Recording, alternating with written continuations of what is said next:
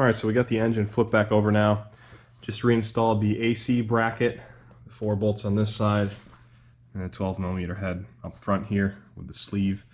Bracket serves no purpose on the manual cars. Probably don't have it on the manual cars, but it secures the ATF lines for the automatic cars, so that's why I need that there. And to clean up the surfaces here, I used a little bit of 2000 grit sandpaper on the aluminum head. Scotch-Brite would have kind of marred it up too much for my liking for the O-ring to seal on. You want a real nice smooth surface finish on this aluminum head for the O-ring to go on. And then the water pump area is cast iron, so you can take some Scotch-Brite to this to try to get it cleaned up if there's any residual gasket left from the old gasket. Okay, so for the 42134 Gates water pump, the famous Gates water pump, this brought some confusion to me, and I thought I had a defective one or a knockoff one to begin with, because Car Passion channel video is a few years old, and he said to get this Gates part number to get the cast impeller. However, I got mine and it's stamped steel. I sent him a comment and he responded pretty quickly saying, yes, as of the last couple of years, it's probably a cost-cutting initiative for Gates that none of the impellers are cast anymore. They are all the cheap stamped steel version, so that's all I have to go with. But just keep that in mind. If you are ordering this Gates part number, you're going to get the cheaper version now. These are the gaskets it comes with. I don't really know what this is yet. I got to figure that out. But I'm going to use just the paper gaskets. Some people buy this OEM Mazda steel ones, but I'm going to try to put some faith in this. So it comes with those 2 gaskets, this rubber seal, and this O-ring for the mixing manifold. All right, so we got the water pump on and snugged up. There's actually a lot of play in the bolt holes when you go to put this on, so there's like a large variance of where it can be. I kind of let it just fall at the bottom of the bolt holes by weight and just snugged them up before torquing it down. And now I have to put the mixing manifold on the side. I cleaned this up a little bit. It was pretty disgusting looking. Using the Gates gaskets, of course, paper gaskets. Hopefully I don't have any leaks. And they also give you the O-ring that goes on the mixing manifold, so I got to just slip that over. I'm probably going to put a little bit of silicone spray on this so I can slide it over the mixing manifold pretty easily, and then fish the gasket in there, tighten it all down. Very carefully fish the gasket in there, because you probably should buy the OEM steel Mazda gaskets to avoid the risk of tearing the paper ones. But if you ever so carefully get it in there, make sure the bolt holes are lined up, thread them in by hand, and make sure you're not poking through anything, and there's no resistance, you should be okay. Now I'm going to go, now that these both are attached to each other, now I'm going to progressively kind of torque the 4 bolts for the water pump and then the mixing manifold on the side. All right, so now that those are tight, this is the top seal for the water pump. I'm not really sure what it does yet. It's got to contact timing covers or something somehow. There's really no clear instructions, and I haven't really found a picture online of how this installs, but my guess would be it goes on like this, and that little U-shaped lip kind of points forward for whatever reason. I think I'll know more when I get a little further along, but I'm gonna go with that for now. All right, so for this upper cooling neck, it takes an O-ring. I've seen people use RTV on this, but since the cooling system is pressurized, I prefer an O-ring seal there. So I went ahead and ordered the OEM Mazda O-ring for that. That BP61P15106A is the part number. And we're going to go ahead, just slide it in there. Like I said, I sanded this with like 2000 grit. There was a lot of corrosion on it, but it feels pretty smooth now for the O-ring. It's a good surface finish for the O-ring to mate to.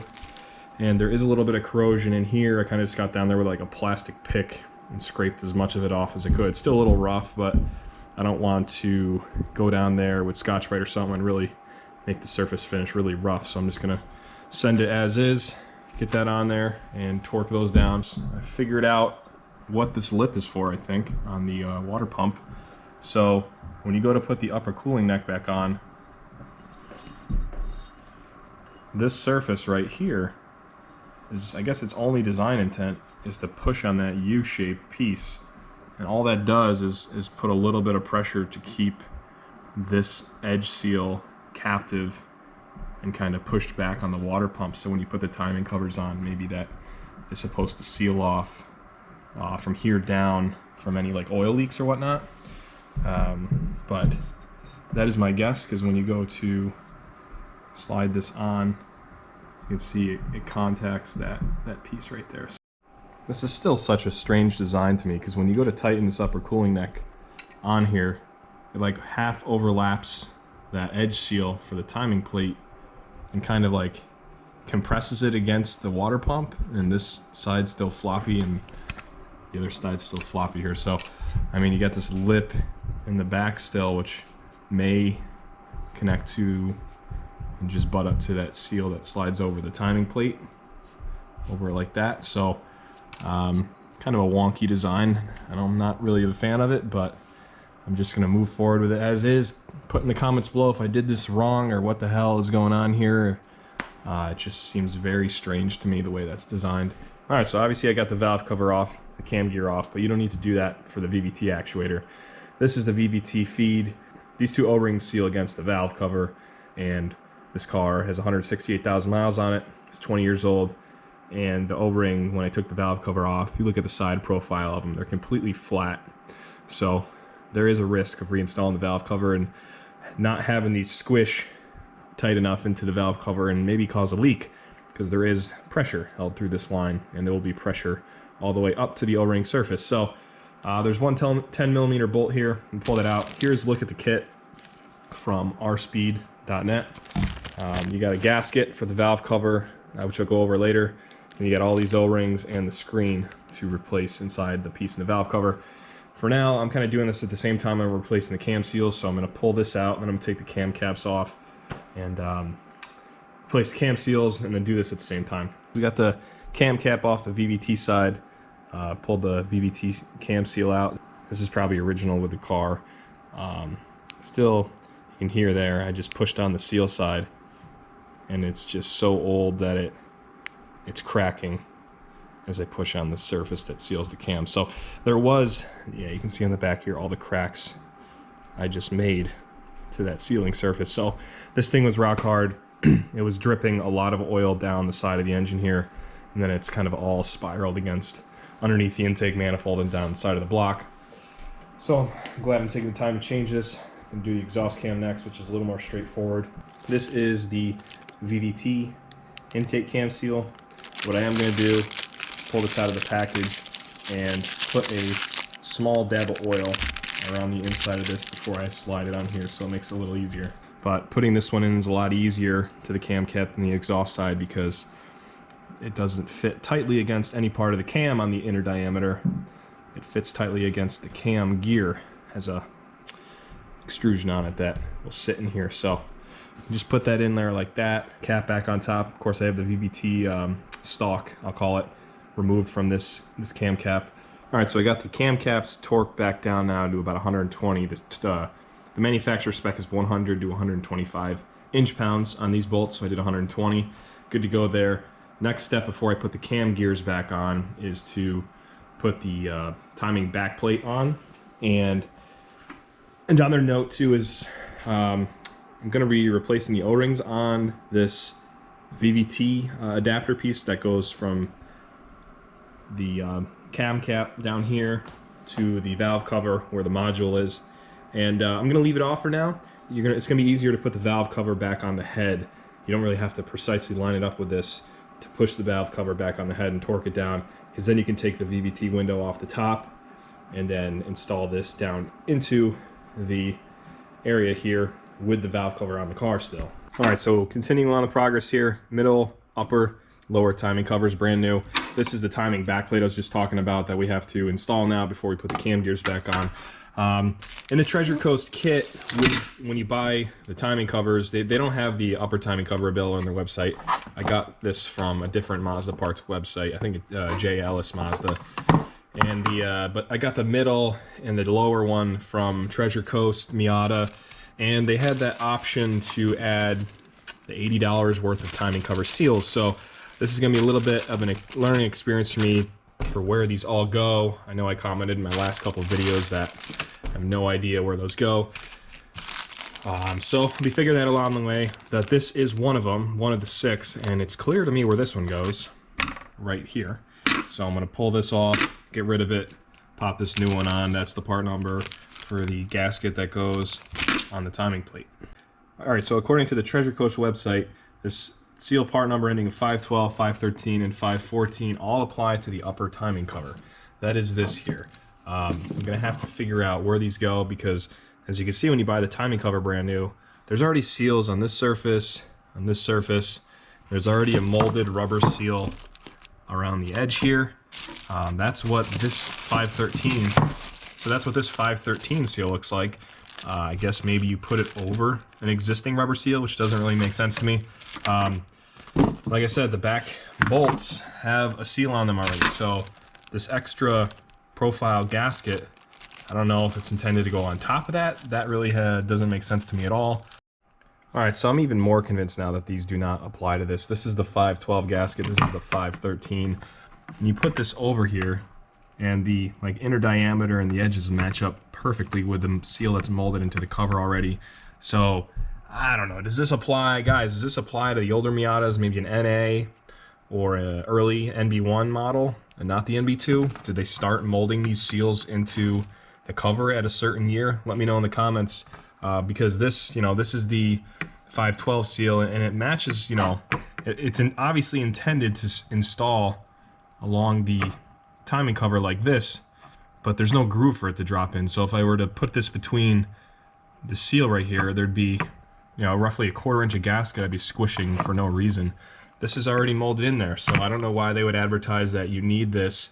It's even a completely different seal. You see the seal that's installed from the factory has this very fine lip on it that protrudes from the mold, when this is a totally different molded seal. So I really have no idea. When I took the car apart, none of these seals came off loose. So hoping I didn't spend, well, I'm saying hoping I didn't, but it's looking like I spent $80 for nothing, really. The only one I replaced was on the timing plate here. So it really makes no sense to me why all these part numbers are listed on their website that apply to 1990 to 2005 Miatas. Makes no sense to apply to this timing cover at all. So here's a look at the middle timing cover and the gasket they say needs to go with it. This is the gasket part number ending in 522, and you can see that when you flip it over, it's intended for this edge to be there, and then this hook to start there. It kind of walks its way all around the perimeter, just the way this gasket looks. I'm not going to take this one out, but this brand new middle timing cover has a molded gasket into the plastic already that goes all the way around, and it's clearly a different seal design than this older one here. So I have a feeling I got kind of misled with the website description here, because I think all I needed was the timing cover itself. These extra gaskets don't make sense. And last not least is the lower timing cover. This is a brand new lower timing cover. This has seal there, obviously a seal already molded into the edge there, and the parts in the middle here, they're all molded rubber, part of the design of the plastic already, and that's a seal. So this is the gasket that goes with the bottom, the 502B, and it makes no sense at all to have this totally different seal design than what's already on here. So a lot of confusion there, but I think it doesn't apply to me. Hopefully I can return these. I really hope I can, based on the misleading description. So don't make the same mistake as me if you have a VBT car. Obviously, people, Miata experts, comment in the comments for when they started integrating the molded gaskets into these pieces, so you know when to buy these, but I really spent $80 for nothing on that. All right, so we got our timing plate back cover installed. The tricky part about that was that seal I was talking about earlier on the top of the water pump. There's a little lip that hangs down from the timing plate, and you want to kind of angle that in and then push it straight back, because if you just drop the timing plate straight down and catch the edge of that seal, it'll push it down and into this idler pulley here. So you kind of want to slip it in, then push it straight back. Make sure the seal is level with the water pump still in between the surface.